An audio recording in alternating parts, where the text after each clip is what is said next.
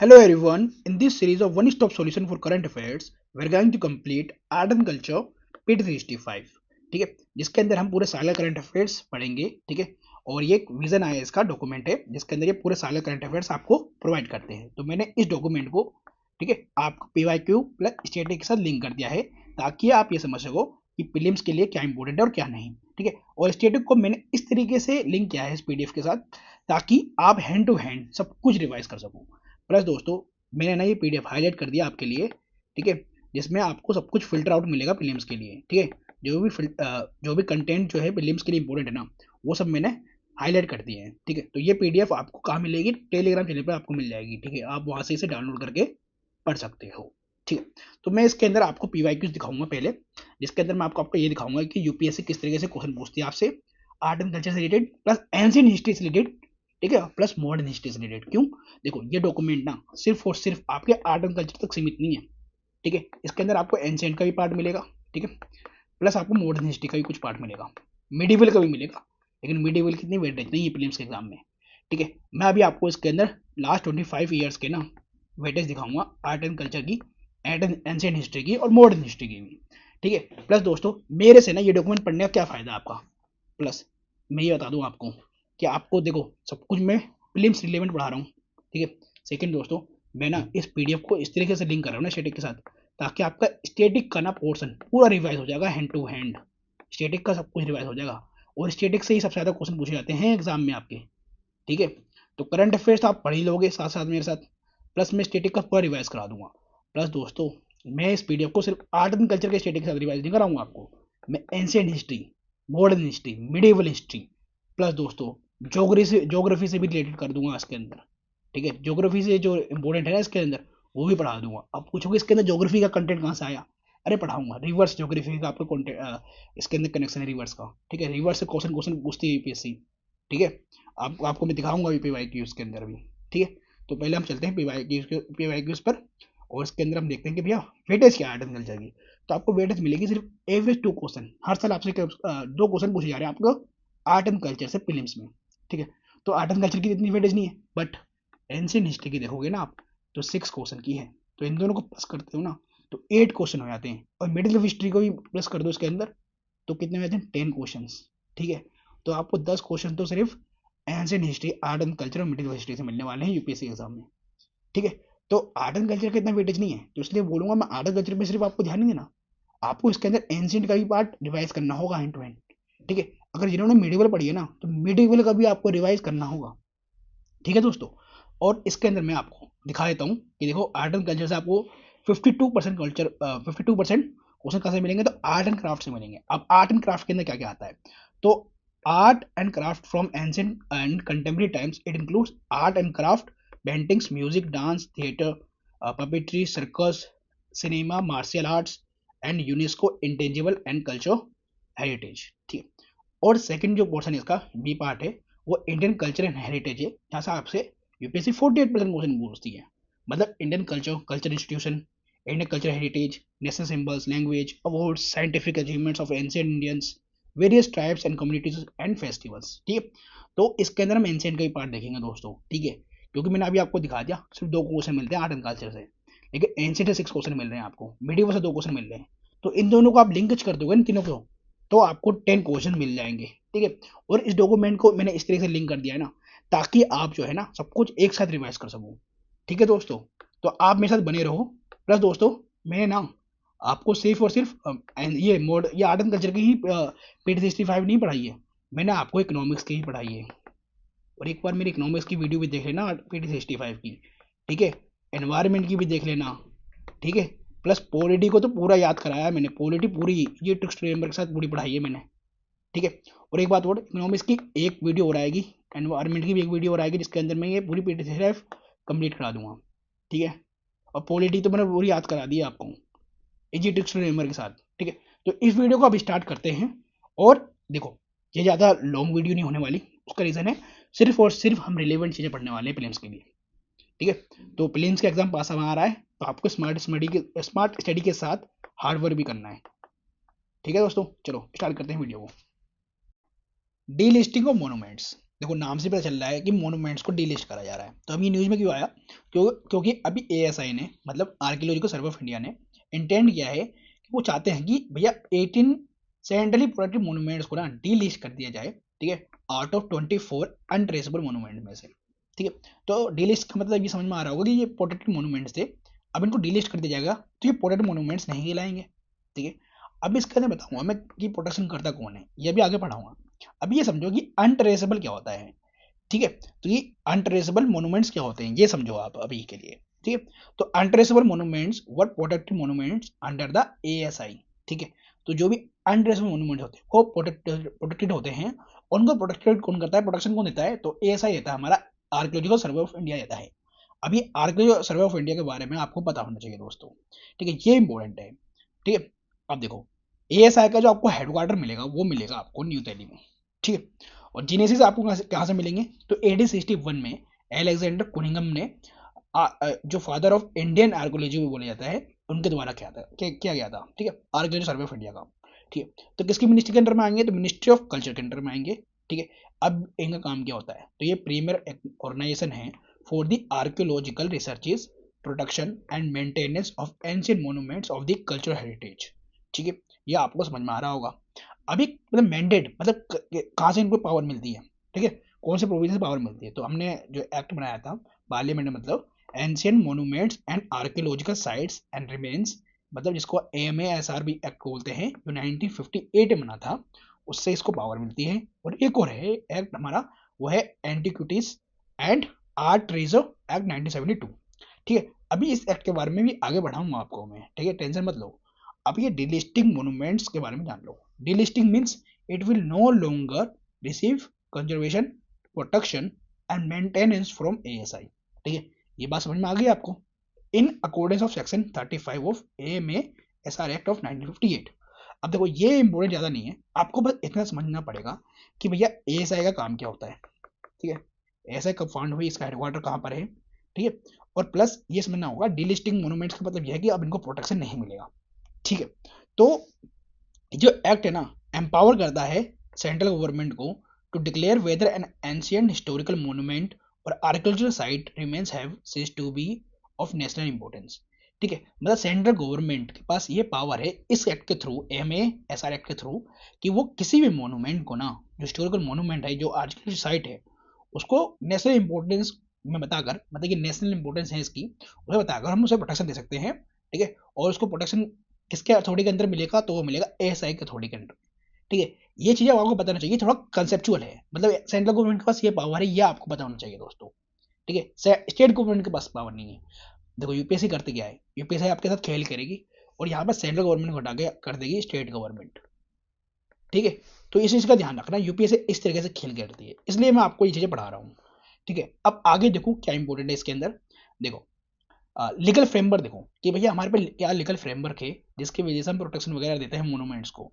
तो देखो आर्टिकल 49 जो हमारा DPSP के अंदर आता है, ठीक है। मैंने आपको DPSP चैप्टर पूरा याद कराया था, ठीक है, easy tricks to remember series में, जहाँ पर मैंने आपको पूरी पॉलिटी रिवाइज कराई है, याद कराई है, ठीक है। तो सीरीज को सही से देखना, जैसे मैंने आपको आर्टिकल 49 वगैरह सब कुछ याद कराया है, ठीक है। तो इसके अंदर आर्टिकल 49 में क्या मिलेगा, तो इसमें बोल रहा है कि कॉन्स्टिट्यूशन जो है ना डायरेक्ट करता है स्टेट को। अब ध्यान रखना ये स्टेट ना स्टेट गवर्नमेंट नहीं है, स्टेट का मतलब यहाँ पर मैंने बताया है स्टेट की डेफिनेशन क्या है, तो आर्टिकल 12 देखोगे ना तो स्टेट की डेफिनेशन बता रखी है। तो state to protect monuments and places and objects of the national importance across the country, ठीक है। मतलब कंट्री के अंदर जितने मोन्यूमेंट्स है, प्लेसेस है, ऑब्जेक्ट्स हैं जिनकी नेशनल इंपॉर्टेंस है ना, उसकी सेफ्टी किसके किसके पास होनी चाहिए, गवर्नमेंट के पास होनी चाहिए। उसे सेफ्टी कौन देगा, सेफ्ट कौन करेगा, उसको प्रोटेक्ट कौन करेगा, ये गवर्नमेंट करेगी, ठीक है। ये कॉन्स्टिट्यूशन में बोला गया हमारे आर्टिकल 49 के अंदर।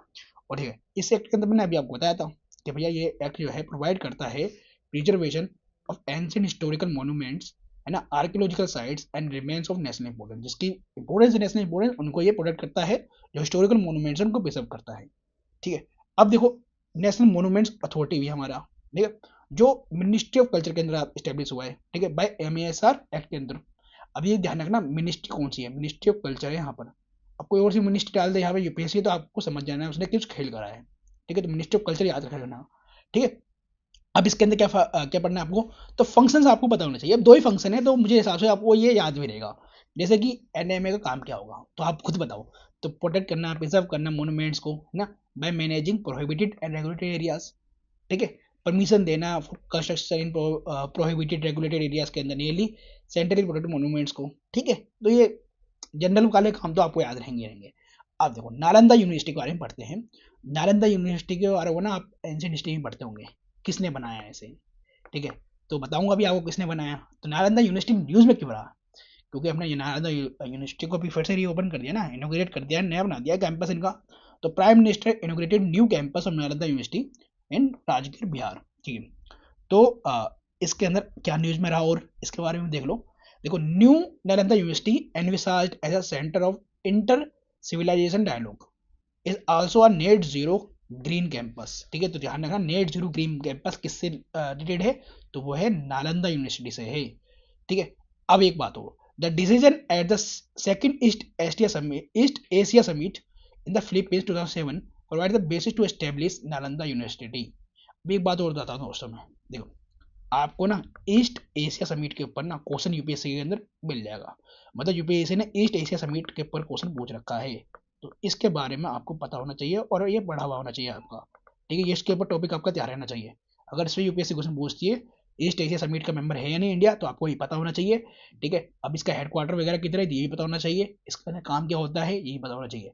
तो फिलीपींस में मीटिंग जो हुई थी 2007 में, वहाँ पर इसकी बात करी गई थी कि भैया हमें एस्टेब्लिश करना है, री एस्टेब्लिश करना है नालंदा यूनिवर्सिटी को। अब देखो बनाया किसने था, तो कुमार गुप्त ने बनाया था। Established by founded by Kumar Gupta first in the 5th century, ठीक है। Remained a centre of learning till 12th century. अब एक बात बताओ, ये बनाया फिर ये मतलब बंद कैसे हो गया भाई, बंद कैसे हो गया नालंदा यूनिवर्सिटी, ठीक है। सबसे पुराना यूनिवर्सिटी हमारे इंडिया का, ठीक है, 5th सेंचुरी में बन गया था, तो ये बंद कैसे हो गया, तो आपको पता है कि इसको डिस्ट्रक्ट किसने करा था, ठीक है। ठीक है, अब इसकी आर्किटेक्चर समझ लेते हैं, क्योंकि आर्किटेक्चर के ऊपर बेसिक क्वेश्चन पूछता है। तो इसके अंदर आपको स्तूपा, श्राइन्स, स्टेको, स्टोन, मेटल वगैरह सब मिलेगा, ठीक है। और इसके अंदर आपको महावीरा का भी रेसिडेंशियल कॉम्प्लेक्स मिल जाएगा, ठीक है। बुद्धिज्म से भी जुड़ा हुआ है, ठीक है। हम नालंदा यूनिवर्सिटी महावीरा बुद्धिज्म दोनों से जुड़ा हुआ है। उसका रीजन है कि भैया जैन और बुद्धिज्म जो है, जो ओरिजिन है वो बिहार से ही है इनका, ठीक है। जो उनका फाउंडर है वो उनका बिहार में जन्म था, ठीक है। तो किसका, बुद्धिज्म का भी और जैनिज्म का भी, ठीक है। इसको ध्यान रखना आप, ठीक है। अब मैंने इसके अंदर कुछ हाईलाइट कर रखी है, जैसे कि आपको थेरावादा बुद्धिज्म के बारे में इनके इनके डिसिप्लिन मिल जाएंगे। थेरावादा बुद्धिज्म के डिसिप्लिन यहाँ पर मिल जाएंगे आपको, जो यहाँ पढ़ाते थे। महायान बुद्धिज्म के भी मिल जाएंगे, जिनको हम ग्रेट व्हीकल हिंदी संस्कृत बोलते हैं। वज्रयान बुद्धिज्म के भी मिल जाएंगे, जो तांत्रिक बुद्धिज्म की बात करते हैं, ठीक है। इन सबको पता होना चाहिए आपको, ठीक है। अब देखो एक बात और दोस्तों, जैनिज्म बुद्धिज्म पे ना यूपीएससी हर साल क्वेश्चन पूछती है, तो जैनिज्म बुद्धिज्म आपको टॉपिक तैयार रहना चाहिए। और देखो एक बात और, जैनिज्म बुद्धिज्म पे जितने भी बेसिक क्वेश्चन थे ना यूपीएससी पूछ चुकी है। अब वो पूछेगी क्या, आपसे यही पूछेगी कि भैया नालंदा यूनिवर्सिटी से किसका लिंक है, क्या जैनिज्म का लिंक है, महावीरा का लिंक है, क्या बुद्धिज्म का लिंक है। तो यस, आपको पता होना चाहिए, हाँ लिंक है, आपने पढ़ लिया अभी, ठीक है। अब इसके अंदर कुछ पैट्रोन्स भी थे, पैट्रोन्स समझ रहे हो ना आप।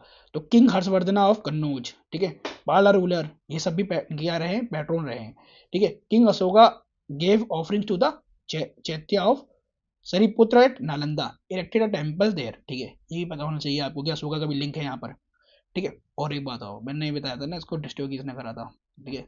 तो destroyed in 1205 AD by Turkish, है ना, किसने करा था, जनरल बख्तियार खिलजी ने करा था, खलजी ने अंडर कुतुबुद्दीन ऐबक, ठीक है। तो कुतुबुद्दीन ऐबक उस टाइम भैया एम्परर था, ठीक है, नॉर्दर्न इंडिया का। तो उस टाइम पे बख्तियार खिलजी ने, जो इनका जनरल था, इन्होंने डिस्ट्रॉय कर दिया था नालंदा यूनिवर्सिटी को, ठीक है। अच्छा एक बात और दोस्तों, ठीक है, आपको ये पता होना चाहिए, the ruins of Nalanda were declared as a UNESCO world heritage site in 2016। तो ये भी पता होना चाहिए, जो नालंदा यूनिवर्सिटी का जो कैंपस है ना, वो वर्ल्ड हेरिटेज साइट के अंदर आता है, ठीक है। ये आपको पता होना चाहिए, ये इंपॉर्टेंट भी है, ठीक है। अब इम्पोर्टेंट पर्सनैलिटीज एंड नालंदा, ये भी पता होना चाहिए, जैसे कि आपको पाली बुद्धिस्ट लिटरेचर मिल जाएगा, ठीक है। बुद्धा ने इसको विजिट भी किया था, ठीक है, ये भी पता होना चाहिए आपको, बुद्धा ने इसको विजिट भी किया था। इवन महावीरा वर्धमान ने भी यहाँ पर अपनी जो spend as many as 14 rainy season in Nalanda, ठीक है। तो नालंदा के अंदर उन्होंने अपना जीवन मतलब बिताया बीता लाइफ भी अपने यहाँ पर उन्होंने बताई है महावीरा ने, ठीक है। बुद्धा ने भी करी है, बुद्धा ने भी बताई है, मतलब वहाँ विजिट किया तो लाइफ बिता ली, यस। तो पूछते भी यूपीएससी क्वेश्चन पूछती भी है कि भैया गौतम बुद्धा ने कहाँ का विजिट किया, कौन सा किंगडम को विजिट करा, तो इस पर क्वेश्चन पूछ के यूपीएससी कई बार, तो पता होना चाहिए। अब प्रोमिनेंट टीचर्स के बारे में पता होना चाहिए, आर्यभट्टा, अब आर्यभट्ट के ऊपर यूपीएससी ने क्वेश्चन पूछ रखा है आपसे कि भैया जीरो का इन्वेंटर कौन है, तो आर्यभट्ट है, ठीक है। ये हमारे मैथमेटिशियन है, ठीक है, इनको बारे में आपको पता होना चाहिए। और इन्होंने यहाँ पर यहीं पे पढ़ाई करी थी और इन्होंने पढ़ाया भी नालंदा में, ठीक है, यही पता होना चाहिए आर्यभट्ट के बारे में। जीरो को इन्वेंशन किसने करा, तो आर्यभट्ट ने यूपीएससी क्वेश्चन पूछ चुकी है, इसके बारे में पता होना चाहिए। नागार्जुन के बारे में पढ़ते हुए महायाना फिलोसफर हैं, मतलब महायाना बुद्धिज्म के फिलोसफर हैं। दिनांगा के बारे में पढ़ते हो, ठीक है, धर्मपाला के बारे में भी आप पढ़ते हो, ठीक है। तो ये कुछ प्रोमिनेंट टीचर है, इनके बारे में आपको पता होना चाहिए, मैंने यहाँ पर इसलिए इसको हाईलाइट कर दिया है, ठीक है। तो ये फैक्चुअल है, तो आपको याद रखना है इनको, ठीक है। अब इसके अंदर मैं बताऊंगा कि भैया इनका जो है ना स्ट्रक्चर लेआउट के बारे में इतना बस पता होना चाहिए, कुषाण स्टाइल के है बस, ठीक है। इसके अंदर आपको विहारास भी मिल जाएंगे और चैत्यास भी मिल जाएंगे। चैत्यास किसको बोलते हैं, तो टेम्पल्स को बोलते हैं, यूपीएससी क्वेश्चन पूछ चुकी है इसके ऊपर भी। विहारस किसे कहते हैं, तो रेजिडेंशियल स्कॉलर बिल्डिंग्स को कहते हैं, ठीक है। आगे बढ़े दोस्तों, देखो मैंने आपसे बोला था कि बुद्धिज्म और जैनिज्म ना यूपीएससी का फेवरेट टॉपिक है, तो इसको सही से पढ़ना है। तो बुद्धिज्म और जैनिज्म से रिलेटेड हाँ जितने भी हमारे यूनिवर्सिटी कोड्स थे, ठीक है, पर्सनालिटी थी, वो हम याद करेंगे, पढ़ेंगे। प्लस दोस्तों जो विलियम्स के लिए इंपॉर्टेंट है ना, वही मैं आपको पढ़ा रहा हूँ, जो एग्जाम के लिए रिलेवेंट नहीं है वो मैं नहीं पढ़ा रहा आपको, ठीक है। ठीक है, तो फिर एक सेंटर मिलेगा आपको, मतलब यूनिवर्सिटी मिलेगी, कॉलेज मिलेगा, तक्षशिला नाम का, ठीक है। अब ये इस समय जो है ना पाकिस्तान में लोकेटेड है, और इसका डिस्कवर किसने किया था ना, इसको डिस्कवर किया था अलेक्जेंडर कोनिंगन ने, ठीक है।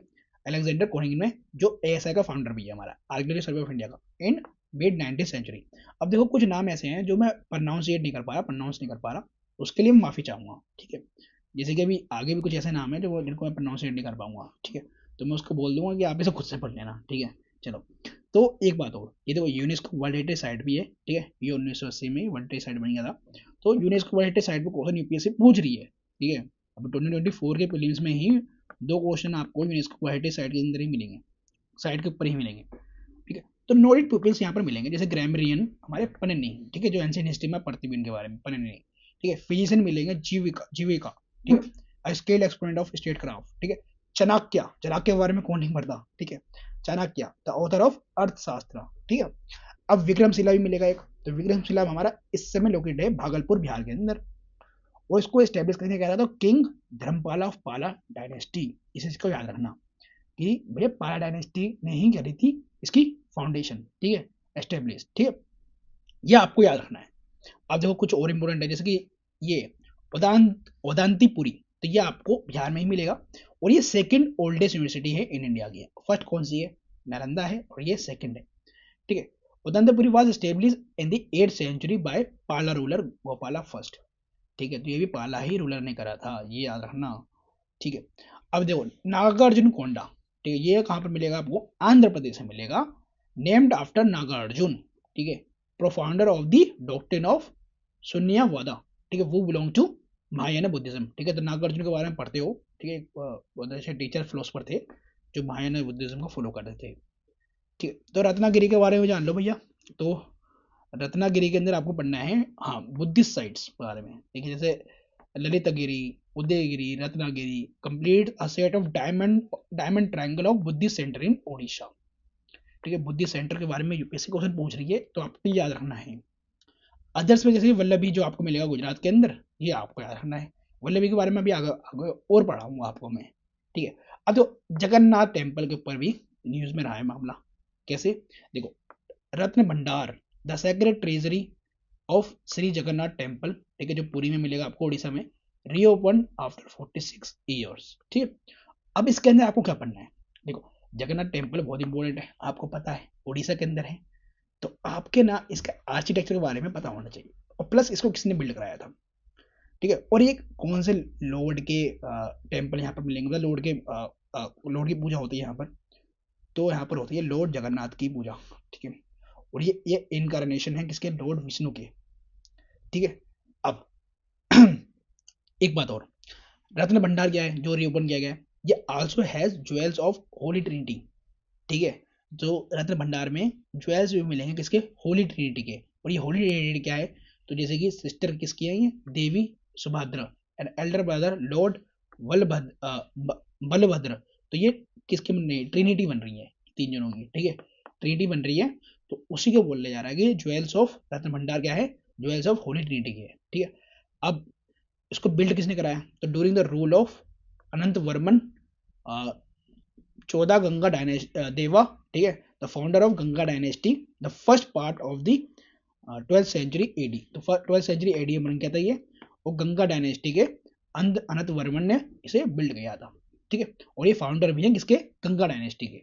तो ये देखो स्टैटिक आपका रिवाइज हो रहा नहीं हो रहा है, एंड टू एंड, ठीक है, क्योंकि आप स्टैटिक में ये सब पढ़ते हो, ठीक है। गंगा डायनेस्टी के बारे में किसने, इन्होंने क्या बिल्ड किया था, तो जगन्नाथ टेम्पल बिल्ड किया है, ये याद रखना, उड़ीसा में है। रत्न भंडार के बारे में और चीजें जान लो, जैसे कि इसके अंदर जैसे मगजी लड्डू, जो उड़ीसा का धनेकल डिस्ट्रिक्ट के अंदर मिलता है, वन ऑफ दी 56 भोग प्रसाद के अंदर आता है ये। 56 भोग प्रसाद आप सुनते हो ना, 56 भोग हिंदी में, 56 भोग खाए किसी ने? हाँ जी खाए हैं। तो 56 भोग प्रसाद के अंदर भी ये मगजी लड्डू आता है, ठीक है। एट श्री जगन्नाथ टेम्पल में मिलता है, और उसको जियोग्राफिकल इंडिकेशन भी मिला है, जीआई टैग भी मिला है, इसी का ध्यान रखना। और जीआई टैग कितने साल के लिए वैलिड होता है? 10 ईयर्स के लिए, ये भी याद रखना आप, ठीक है। और जीआई टैग की है ना कुछ और भी प्रोविजन है, उसे भी याद रखना है आपको, ठीक है। अब विरूपक्ष टेम्पल के बारे में पढ़ लेते हैं हम। विरूपक्ष टेम्पल किस कौन से कौन से लॉर्ड की पूजा होती है यहाँ पर? तो लॉर्ड विरूपक्ष का मतलब पंपा पाथी बोलते हैं, और ये किसके पार्ट है? मतलब शिवा के पार्ट है, ठीक है। अब एक बात और, ये कहाँ पर लोकेटेड है? तो हम्पी कर्नाटक के अंदर ये लोकेटेड है। अब ये इंपॉर्टेंट इसलिए हो जाता है क्योंकि कैपिटल थी किसकी? विजयनगर एम्पायर की। और आपको पता है कि यूपीएससी का फेवरेट टॉपिक है विजयनगर, ठीक है। यूपीएससी को प्यार है, ठीक है, कृष्णदेवराय से, विजयनगर एम्पायर से, तो आपको ये तैयार रखना है, ठीक है। हर साल क्वेश्चन पूछते हैं यूपीएससी, विजयनगर से रिलेटेड क्वेश्चन पूछती है हर साल। तो it is a part of the group of monuments at Hampi, और ये यूनेस्को वर्ल्ड हेरिटेज साइट भी है, ठीक है। जैसे कि आपको ये जो विरूपाक्ष टेम्पल है, Dravida style of temple architecture में मिलेगा, और इसके अंदर आपको गोपुरम्स भी मिलेंगे, विमाना भी मिलेगा, और पिलर्ड हॉल्स भी मिलेंगे, ठीक है, ये याद रखना।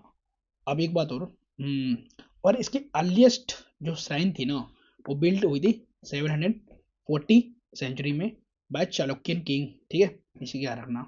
अब आगे देखो, कृष्णदेवराय के बारे में तो आपको पढ़ना ही है, सही है, स्टेटिक से, और इसको बहुत अच्छे से पढ़ना, ठीक है। तो कृष्णदेवराय ने इसके अंदर क्या बनाया था? तो also constructed eastern gopuram. Eastern gopuram को किसने बनाया था?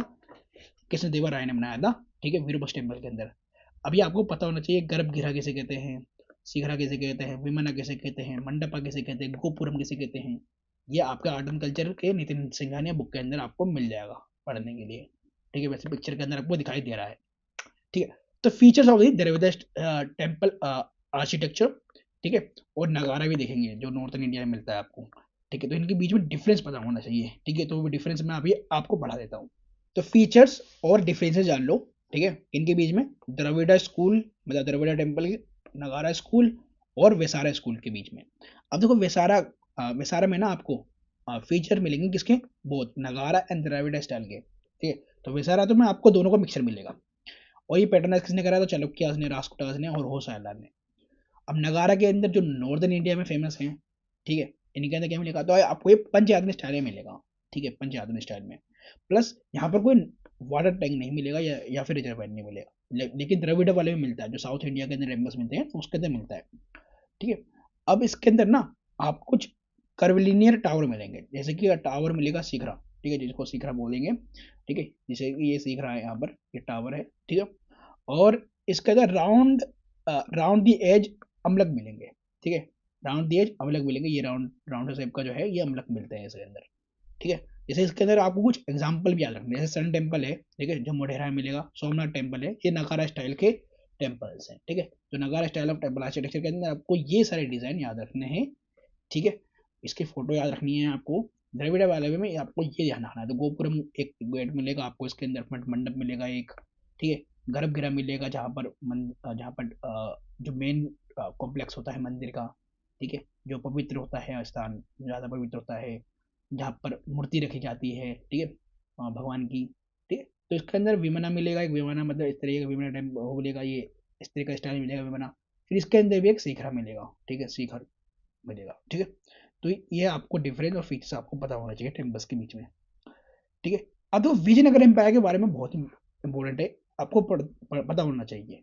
अब इसलिए मैंने आपको पहले ही बताया था विजयनगर एम्पायर के बारे में, आपको जो भी चीज़ आपको करंट अफेयर्स के अंदर मिल रहा है वो आपको पढ़ना ही है। तो विजयनगर एम्पायर के जो स्टेब्लिश है ना, या फिर सक्सेसिव डायनेस्टी के बारे में आपको ये पता होना चाहिए, एस्टेब्लिशमेंट के बारे में पता होना चाहिए। तो संगम डायनेस्टी की बात करें तो संगम डायनेस्टी के क्या है, सक्सेसिव डायनेस्टीज हैं।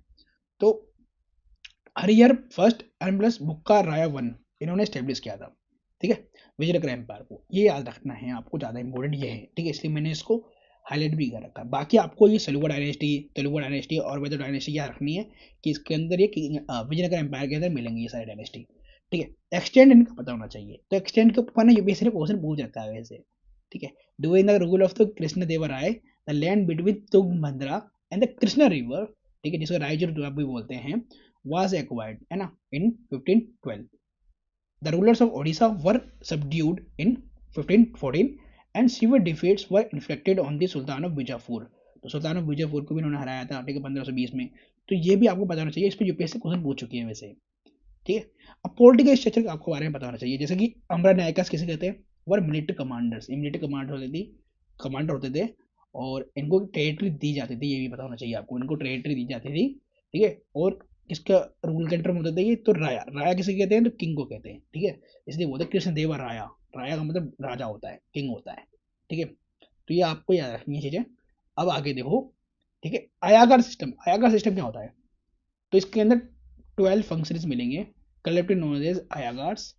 अपॉइंट कौन करता है इनको, तो गवर्नमेंट करती है। In each village once allotted the office become hereditary, बाद में ये ऑफिस जो है हेरिडिटरी हो जाता है। तो आयकर सिस्टम ये सब यूपीएससी ना कीवर्ड्स बेस्ड क्वेश्चन पूछती है, इसलिए बोलने में चीजें याद रखनी है आपको, ठीक है। अब एक बात और, जो हम्पी का जो कॉम्प्लेक्स है ना, ये यूनेस्को वर्ल्ड हेरिटेज साइट में भी इंक्लूड है, ये भी याद रखना आपको, ठीक है। यूपीएससी इस तरीके से क्वेश्चन पूछ रही है जो रिसेंटली ऐड हुए हैं, ठीक है। रिसेंटली ऐड में तो आपको रिसेंटली वाले ही पढ़ने हैं, ठीक है। अब आपको पता रहेगा कि ये बहुत पहले से ही ऐड है, हम्पी है ना, वर्ल्ड हेरिटेज साइट के अंदर। अब आगे बढ़ते हैं दोस्तों, मैं आपसे ये बोलूंगा कि जितनी भी ज्योतिर्लिंगास है ना, इसे आप याद कर लो, ठीक है। इसको याद करने का तरीका बताता हूँ आपको मैं। आप एक मैप लो इंडिया का, और उसके अंदर ना जैसे इन्होंने फील करके दे रखा है, जैसे केदारनाथ आपको उत्तराखंड नहीं मिलेगा, तो आपको ये फील करोगे ना तो आपको ये चीज़ें याद रहेंगी, ठीक है। और यहाँ पर लिख देना ज्योतिर्लिंगास है इंडिया के अंदर। अभी न्यूज़ में क्या रहा है, देखो गांधी सरोवर एक, ठीक है, जो एक लेक है जिसको हम चोराबारी तालवी कहते हैं, ठीक है। इसको पहले गांधी सरोवर ही बोलते थे, ठीक है। अब इसके अंदर क्या पढ़ना है आपको, ये पढ़ना है कि it is believe that at this lake के ऊपर ना लॉर्ड शिवा ने ना इम्पार्ट किया था the knowledge of yoga to the Saptarishis, ठीक है, सप्तथीस, ठीक है। तो सप्तथीस को या सप्तथीस को लॉर्ड शिवा ने यहाँ पर योगा की नॉलेज दी थी, ठीक है, योगा के बारे में बताया था, ठीक है, योगा के फायदे, योगा कैसे करते हैं, ये सब वगैरह बताया था इस लेक के ऊपर, ठीक है, चोराबारी लेक के ऊपर, ठीक है। और ये केदारनाथ टेम्पल क्या है, तो वन ऑफ दी 12 ज्योतिर्लिंगास हैं, ठीक है, जो डेटेड है भगवान शिवा के इन इंडिया के अंदर, ठीक है। अब देखो संगमेश्वर टेम्पल के बारे में जान लेते हैं कि भैया क्या इंपोर्टेंट है इसके अंदर। तो संगमेश्वर टेम्पल जो है डेडिकेटेड है लॉर्ड शिवा के ऊपर, चालुक्य डायनेस्टी ने बनाई थी, ठीक है। तो confluence of Krishna and Bhavanasi along 5 other tributaries like Veni, Tunga, Bhadra और भीमारथी और मालबरानी, तो इसको इसलिए बोलते हैं संगमेश्वर, ठीक है, क्योंकि 5 रिवर्स का यहाँ पर क्या है कनेक्शन है, तो इसको बोलते हैं संगमेश्वर, जहाँ पर संगम हो गया। जैसे कि आपको प्रयागराज में संगम मिलेगा, ठीक है। अब बताओ किन किन रिवर्स का वहाँ पर संगम है, ठीक है। तो संगमेश्वर टेम्पल जो है ना अभी न्यूज में इसलिए रहा कि यहाँ पर ये फ्लडेड हो गया है, ठीक है। Sangameshwar temple is summer due to the flooding in Krishna river, इसलिए न्यूज में रहा, तो इसे आपको पता होना चाहिए, ठीक है। संगमेश्वर टेम्पल के बारे में चालुक्य डायनेस्टी ने बनाया था, और रिवर कृष्णा भवानसी के अलॉन्ग मिलेगा आपको ये 5 अदर ट्रिब्यूटरीज भी मिलेंगे यहाँ पर, जहाँ पर ये मिल रही हैं, ठीक है।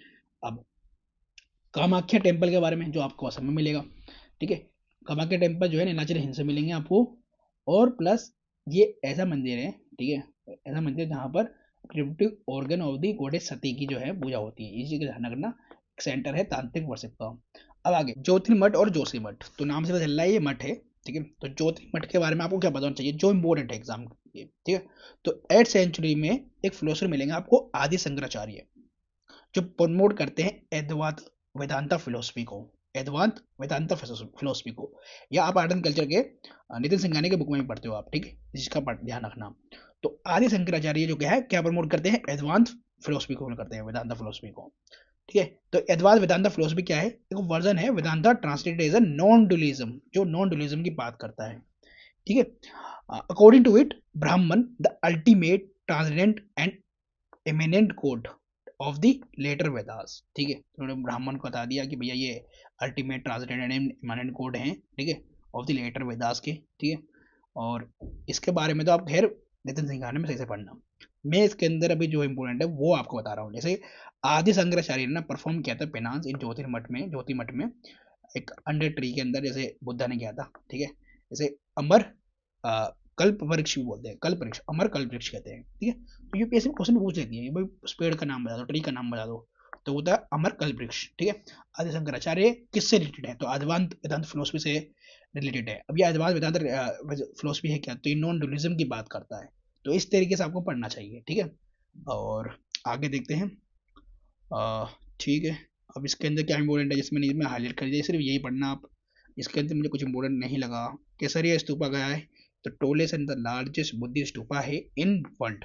ठीक है, इसलिए पढ़ा रहा हूँ ये बात, टोलेस एंड लार्जेस्ट बुद्धिस्ट स्तूपा है इन दी वर्ल्ड। ये आपको कहाँ मिलेगा, चंपारण डिस्ट्रिक्ट ऑफ बिहार। ठीक है, अब हाइट इसकी है तो 104 फीट है।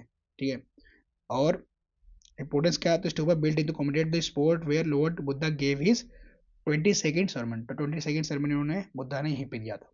ठीक है, केसरिया स्तूपा। ठीक है, tallest and largest Buddhist stupa है वर्ल्ड के अंदर, ये याद रखना है आपको। अब आगे, तो इसके अंदर मुझे कुछ ज़्यादा इंपॉर्टेंट लगा नहीं।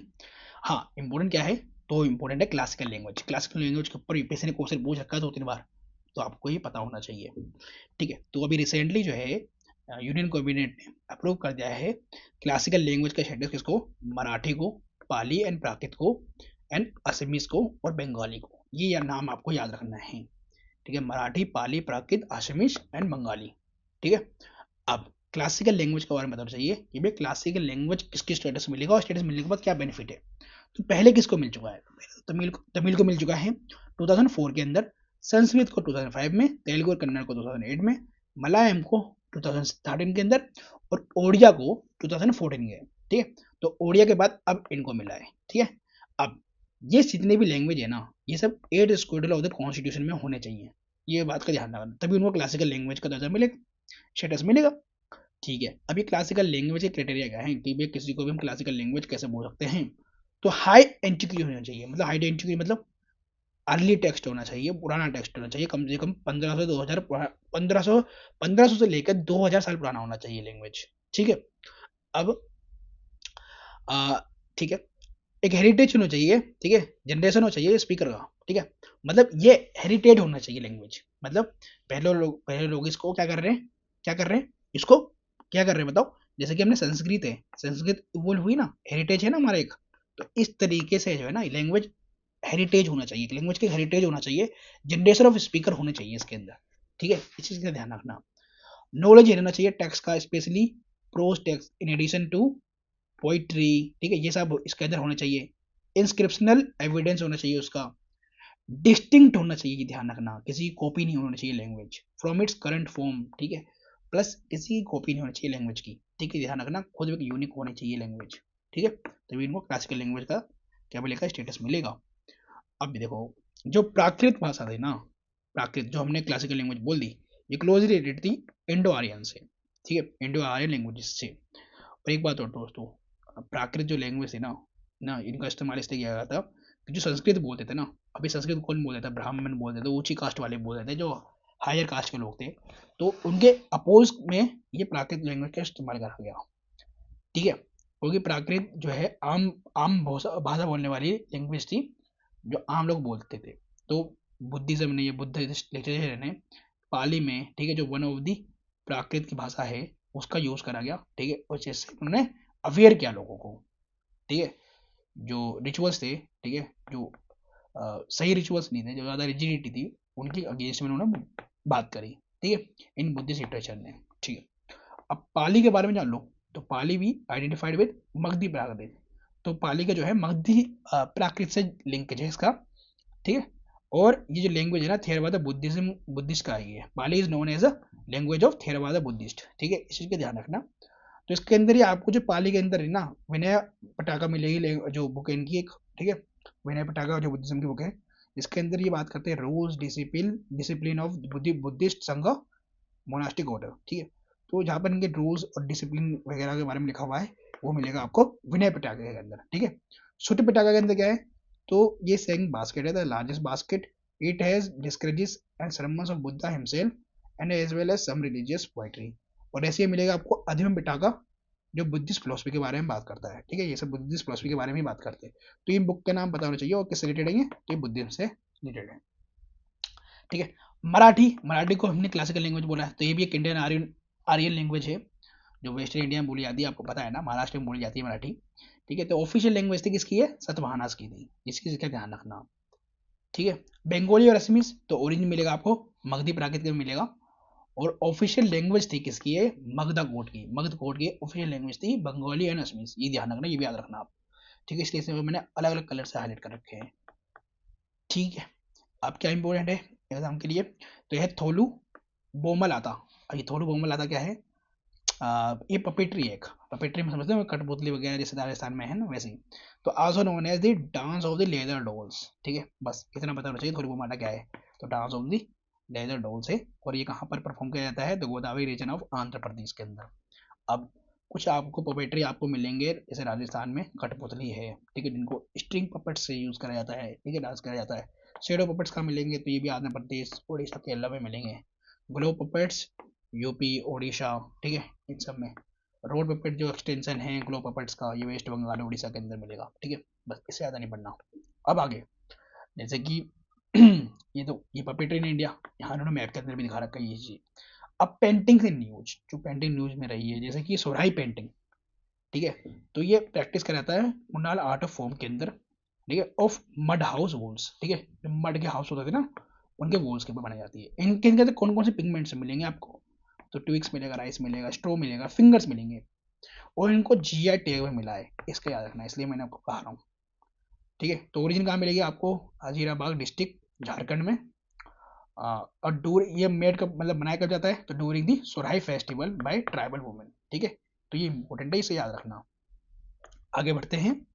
अब देखो दोस्तों, मुझे ना ये सब पढ़ाना मुझे सही नहीं लगा, क्यों, देखो अगर कोई चीज़ इंपॉर्टेंट थी ना मुझे, वो मैंने पढ़ा दी, सोराई पेंटिंग ज़्यादा इंपॉर्टेंट, अगर यूपीएससी पूछ सकती है। अगर यूपीएससी ने इनके ऊपर क्वेश्चन पूछा ना, तो दोस्तों मुझे नहीं लगता कि आपको याद भी रहेगा, ठीक है। आपको याद भी रहेगा ना तो आप पढ़ लो, ठीक है। मैंने बता दिया, आप पढ़ सकते हो उसके, ठीक है।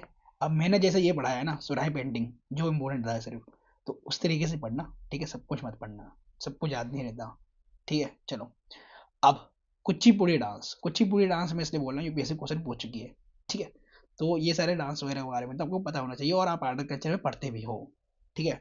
तो कुचिपुड़ी जो है कहाँ करा जाता है, क्लासिकल इंडियन डांस फॉर्म है जो इनिट हुआ है कुचिपुड़ी विलेज ऑफ आंध्र प्रदेश में, ठीक है। और ये किसकी डोमिनेंस यहाँ मिलेगी, तो वुमेन डांसर की मिलेगी, ठीक है। पहले तो ये मैन करते थे अर्लियर, लेकिन अब वुमेन्स की डोमिनेंस मिलती है इसके अंदर। तो फीचर्स क्या है कुचिपुड़ी के, तो क्विक मूव्स मिलेंगे इसके अंदर, लाइवली आईज एक्सप्रेशन मिलेंगे, आंखों से एक्सप्रेशन किए जाते हैं कुचिपुड़ी में, ठीक है, डांस के अंदर।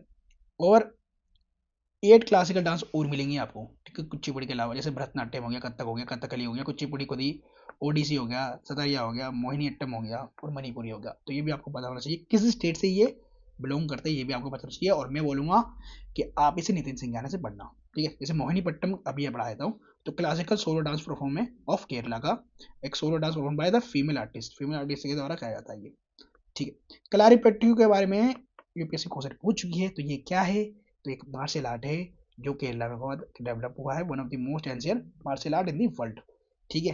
तो ये तो यूपीएससी पे क्वेश्चन पूछ चुके हैं। तो ये वचना लिटरेचर क्या है, वचना मतलब वचन, मतलब कुछ मुंह से बोलने वाले बात कर रहा है ना। तो ये 11th सेंचुरी में थ्राइव्ड हुआ था through the 12th century as an element of Sharana movement. ये सारना मूवमेंट इंपॉर्टेंट है, देखो दोस्तों मैंने कहा था इसे लिंक करना बहुत जरूरी है, ठीक है।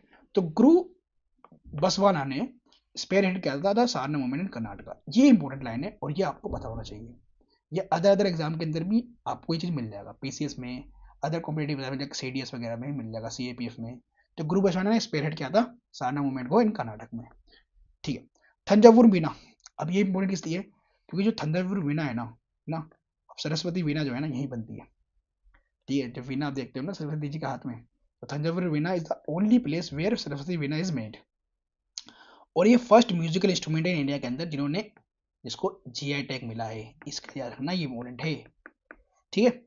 और ये जो वीना जो बनाते हैं ना, इसके अंदर कौन सी वुड इस्तेमाल होती है, तो जैक फ्रूट की वुड इस्तेमाल होती है, ये ध्यान रखना, टू मेक वीना, ठीक है। तो यहाँ तक के लिए यही इम्पोर्टेंट था। अब हम इम्पोर्टेंट साइट्स पढ़ेंगे, और ये भी इम्पोर्टेंट है यूपीएससी के लिए, तो इसके अंदर जो इम्पोर्टेंट है वो भी मैं आपको पढ़ा देता हूँ। दोस्तों ये इम्पोर्टेंट साइज ना, इम्पोर्टेंट बहुत है आपके प्रीलिम्स एग्जाम के लिए, तो आपको ये अच्छे से तैयार करना है। तो असम का चराइदेव मोडेम जो है ना, ऑफिशियली इंस्क्राइब्ड हो गया है यूनेस्को के वर्ल्ड हेरिटेज लिस्ट के अंदर, और ये फर्स्ट टाइम ऐसा हुआ है कि भैया नॉर्थ ईस्ट से एक साइट जो है यूनेस्को के वर्ल्ड हेरिटेज साइट में ऐड हुई है, ठीक है। अब ये कौन सी कैटेगरी में ऐड हुई है, तो अंडर द कल्चर कैटेगरी, ठीक है। अब ये कौन ऐड करता है, तो international council of on monuments and sites. अब ये किसके अंदर आते हैं, तो मैं आपको बताऊंगा कि ये यूनेस्को के वर्ल्ड हेरिटेज कमेटी के अंडर में आते हैं। तो आपको पढ़ना क्या है, इंपोर्टेंट क्या है इसके अंदर, और तो फर्स्ट टाइम इंडिया ने होस्ट किया है मीटिंग ऑफ द WHC, ठीक है, वर्ल्ड हेरिटेज कमेटी, ठीक है। और ये कौन सी थी, तो ये 46 थी, ठीक है। अब आपको पढ़ना क्या है, तो यूनेस्को की वर्ल्ड हेरिटेज कमेटी के बारे में पढ़ना है, ठीक है। यूनेस्को की वर्ल्ड हेरिटेज कमेटी के बारे में पढ़ना है, जो कि 1972 के अंदर ये ऐड हुई, 1972 के अंदर एस्टेब्लिश हुई थी, ठीक है। तो the under the world heritage convention during the UNESCO 17th session. Objective क्या आएगा, तो 5 C's है, 5 C's में क्या आएंगी, credibility, conservation, capacity building, communication and communities, ठीक। की रोल क्या है, तो make the final decision of the world heritage list inscription, ठीक है। Manage the world heritage fund, provide financial aid to the state parties, monitor conservation efforts on listed sites. अब इनके अंदर कौन कौन मेंबर्स मिलेंगे, तो include 21 state party representative elected by the general assembly for 6 year, ठीक है। तो जनरल असेंबली जो है रिप्रेजेंट करती है 21 स्टेट पार्टीज को, ठीक है, फॉर 6 ईयर, ठीक है। अब इंडिया जो है इसके अंदर ये इंक्लूड हुआ था, ठीक है। India was elected for the 2021 to 2025 term के लिए, तो हमने भी कर दिया भैया, एक लिस्ट हमने भी एड ऑन कर दी अपने, ठीक है। तो वो चराइदियो है, चराइदियो मॉडम्स, ठीक है। तो ये कहाँ मिलेगा आपको, तो असम के अंदर मिलेगा, ईस्टर्न असम के अंदर, और फुटेज कौन से पटकाई रेंजेस के हैं, फुटेज के अंदर मिलेगा ये साइड। अब एक बात और दोस्तों, इनका जो लिंक है ना, वो अहोम डायनेस्टी से, अभी अहोम डायनेस्टी आगे पढ़ाऊंगा मैं, ठीक है। अब ये मोडैम का मतलब क्या होता है, मोडैम का मतलब होता है होम फॉर स्पिरिट, ये जो सिंबलाइज करता है हेवन अर्थ, ठीक है। अब आगे पढ़ लेते हैं इसको कि भैया हाँ, अहोम डायनेस्टी के बारे में, कि अहोम डायनेस्टी कब स्टेब्लिश हुई, तो भैया 13 टू 9th सेंचुरी में AD में ये अहोम डायनेस्टी ने राज किया था, ठीक है। तो स्टेब्लिश करने गया था, तो सुखपहा ने किया था, एक सान प्रिंस थे ऑफ मोंग माओ, वो came to Assam after crossing the Patkai mountains. अब इनके डिसेंडेंट्स जो मिलेंगे वो मिलेंगे ताई रेश के, वो माइग्रेटेड फ्रॉम चाइना यूनान प्रोविंस, ठीक है। अब देखो इसके अंदर इनके एडमिशन के बारे में पता होना चाहिए, power heavily vested in the council of ministry despite being a monarchy, ये इंपॉर्टेंट है। ये जो इनका एडमिनिस्ट्रेशन है ना, इसके अंदर आपको ये देखने को मिलेगा कि जो पावर है ना, वो काउंसिल ऑफ मिनिस्टर के हाथ में है पावर, ना कि मोनार्की के हाथ में, ठीक है। जबकि मोनार्की है इनके पास, मोनार्की है, लेकिन पावर जो है काउंसिल ऑफ मिनिस्टर के पास मिलेंगे यहाँ पर ओम के अंदर, ठीक है। अब ये इन्होंने अडोप्ट कर लिया था सेविज्म को, ठीक है, एंड द शक्ति मूवमेंट को, इसी को याद रखना, अहोम वालों ने ये करा था। अब इसके अंदर एक चीज और रहना आपको, न्योलिथिक, जैसे बुरियल प्रैक्टिस है ना, ये बुरियल प्रैक्टिस मतलब बुरियल ही है ये, जो साइड जो ऐड हुए थे, तो इसके अंदर बुरियल प्रैक्टिस इन इंडिया पढ़ लो आप, जैसे कि न्योलिथिक, हड़प्पन सिविलाइजेशन और मेगालिथ, ठीक है। तो इसके अंदर मिलेगा जैसे बुर्ज होम है जो श्रीनगर में मिलेगा, देखो साइट आपको डायरेक्ट पता होना चाहिए, यूपीएससी को क्वेश्चन पूछ चुका है बुर्ज होम पे, तो श्रीनगर में मिलेगा। यहाँ पर एविडेंस कैसे मिलेंगे, तो पिट बुरियल्स के मिलेंगे, ओवल शेप में मिलेगा ये, और ये भी यूनेस्को के टेंटेटिव लिस्ट के अंदर ऐड है, यूनेस्को के टेंटेटिव लिस्ट के अंदर ऐड है।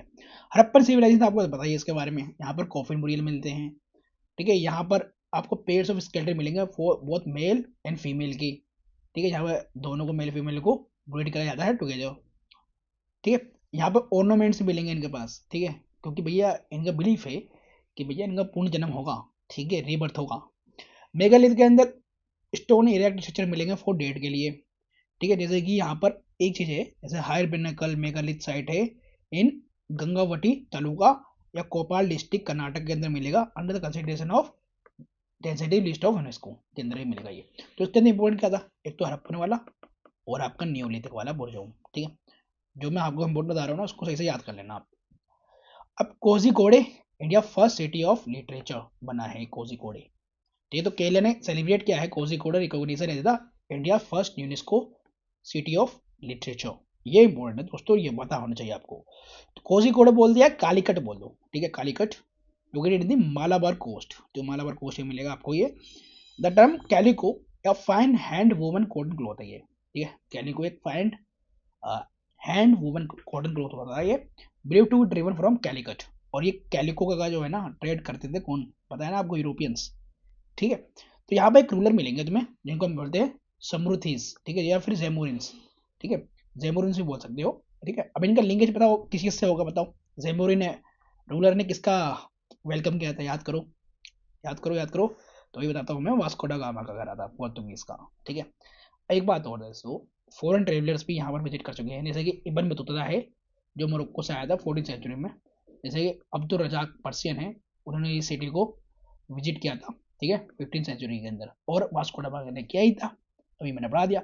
तो कंटेम्प्रेरी सिग्निफिकेंस क्या मिलेगा, क्यों हम इसको बोल रहे हैं सिटी ऑफ लिटरेचर, ठीक है, कोझिकोड को क्यों बोल रहे हैं सिटी ऑफ लिटरेचर। तो यहाँ पर आपको 500 लाइब्रेरीज मिलेंगी, मोर देन 70 पब्लिशर्स मिलेंगे यहाँ पर।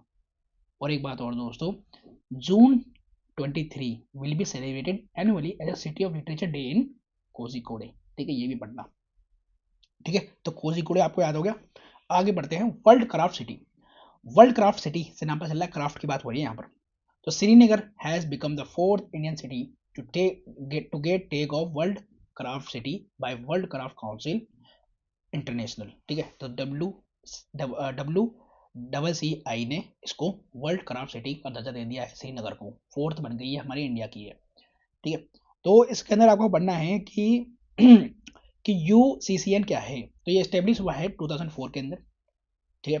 अब इसके अंदर जो है 350 सिटीज है वर्ल्ड वाइड ये कवर करता है, ठीक है।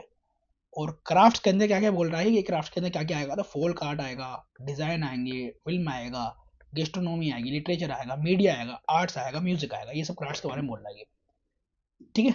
अब ये पढ़ लेना आप। अब एक बात और, other Indian CTs on UCCN के अंदर कौन कौन सी है, ठीक है। हमने फोर्थ पढ़ लिया ना कि श्रीनगर 4th बन गया, तो इसके बाद 3 और है। तो जैसे कि आपको field listed by the field, music के अंदर कौन कौन सा मिलेगा, तो ग्वालियर है, म्यूजिक के अंदर चेन्नई है, वाराणसी है, फिल्म के अंदर आपको पता है मुंबई है, ठीक है। गेस्ट्रोनॉमी के अंदर आपको पता होगा Hyderabad, craft and folk art के अंदर जयपुर और श्रीनगर आ गया है, ठीक है। क्राफ्ट एंड फोल्क आर्ट के अंदर जयपुर एंड श्रीनगर। अच्छा, वर्ल्ड क्राफ्ट सिटी के बारे में जान लो भैया। तो ये लॉन्च हुआ था 2014 में बाय द WCCI के थ्रू, ठीक है। तो ये रिकॉग्नाइज करता है the role of local authorities, crafts people and communities in culture, economic and social development के अंदर, ठीक है, वर्ल्ड वाइड, ठीक है। तो इसके लिए आपको बस इतना ही पढ़ना है, ठीक है, ज़्यादा नहीं। और एक बात और है, ये एफिलिएटेड है किससे, यूनेस्को से अंडर कंसल्टेटिव स्टेटस में। उनका हेडक्वार्टर कहाँ मिलेगा, वर्ल्ड क्राफ्ट सिटी का, ये WCCI का कुवैत में मिलेगा, ठीक है, ये भी याद रखना। आगे, किलाड़ी एक्सकेवेशन। अब ये मैं एक्सकेवेशन के बारे में क्यों पढ़ा रहा हूँ, देखो एक्सकेवेशन के बारे में ना UPSC क्वेश्चन पूछ लेता है, ठीक है, तो आपको पता होना चाहिए। किलादी एक्सकेवेशन, अब देखो किलादी एक्सकेवेशन हमने करा क्यों और ये कहाँ पर है, ये आपको पता होना चाहिए। तो वाईगाई रिवर, ठीक है, जो अगर आपको तमिलनाडु में मिलेगा, शिवगंगा डिस्ट्रिक्ट में। तो वाईगाई रिवर के बारे में पता होना चाहिए आपको, क्यों, देखो ज्योग्राफी से भी रिलेटेड क्वेश्चन बनते हैं यहाँ पर, ठीक है, तो ज्योग्राफी से भी लिंक करे चलो। तो वाईगाई रिवर आपको तमिलनाडु में मिलेगी। अब यहीं पे एक्सकेवेशन हुआ है, तो एक्सकेवेशन हमने किया क्यों, क्या सिग्निफिकेंस है, तो यहाँ पर हमें मिल रहा है crucial evidence of the missing links of iron age. तो आयरन एज के बारे में पता चल रहा है हमें, ठीक है। यहाँ पर इसका लिंक है आयरन एज से, संगम एज से भी लिंक है, ठीक है, तमिल ब्रह्मी स्क्रिप्ट से भी लिंक है, इसलिए हमने इसका एक्सकेवेशन करा। तो बड़े संगम पीरियड के बारे में जान लो, क्योंकि संगम पीरियड के बारे में UPSC क्वेश्चन पूछ चुकी है आपसे, तो भाई पूछने के चांस बढ़ जाते हैं। तो संगम पीरियड में आपको एंशिएंट तमिलनाडु और केरला के बारे में मिलेगा, और ये 6th सेंचुरी BC से लेके 3rd सेंचुरी तक AD तक का मिलेगा ये संगम एज, ठीक है।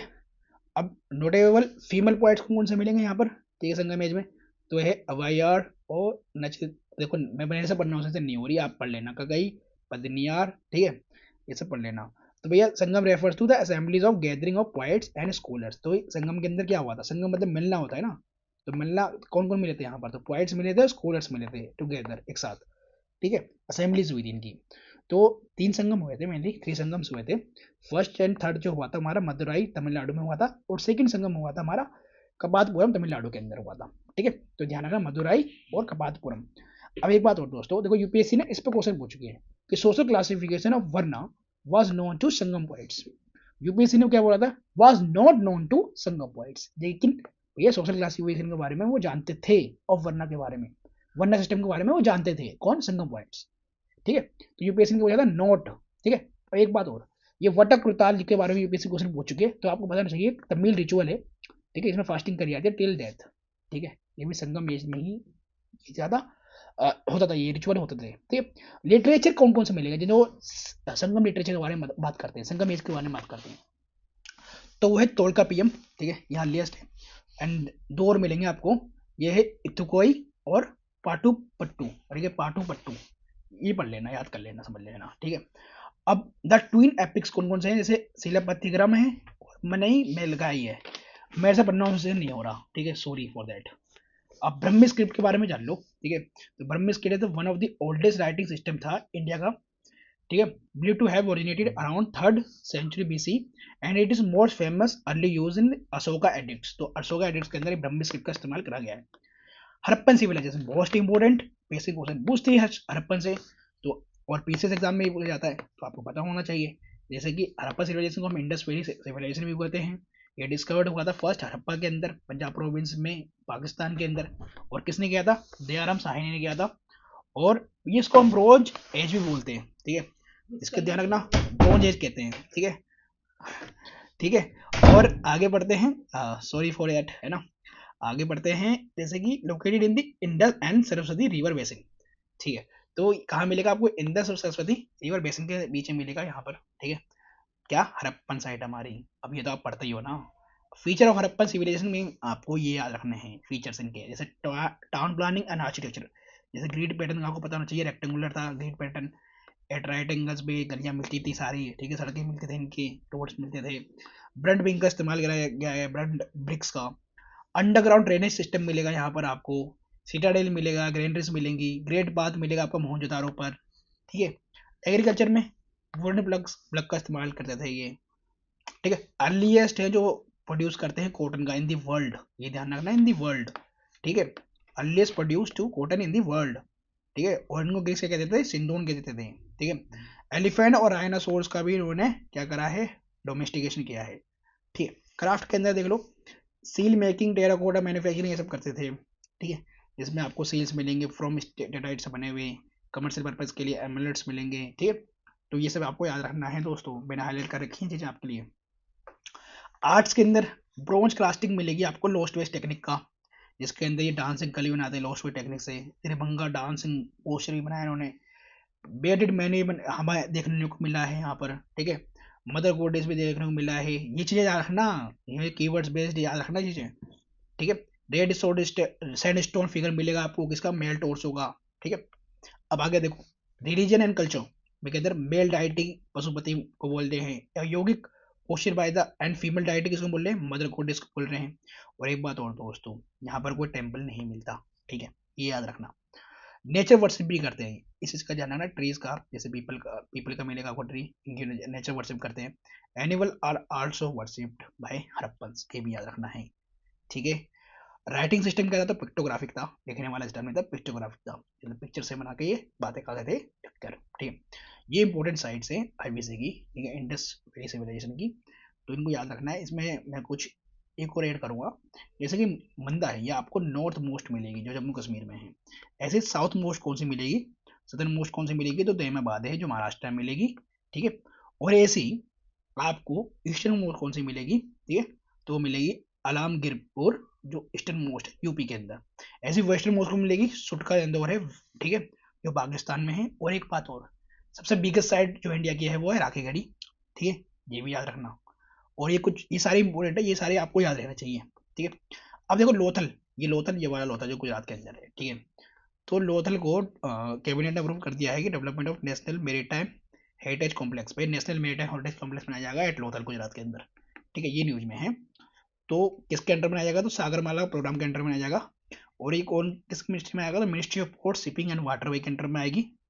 ठीक है, अब इसकी लोकेशन पता होना चाहिए, तो बिटवीन मिलेगा Bhogavo and Sabarmati rivers, gulf of Khambhat. ठीक है, गल्फ ऑफ गंबात एक बार आप उसमें देखना। ठीक है, मैप के अंदर सही से क्वेश्चन बनते हैं इससे, इसलिए बोल रहा हूँ।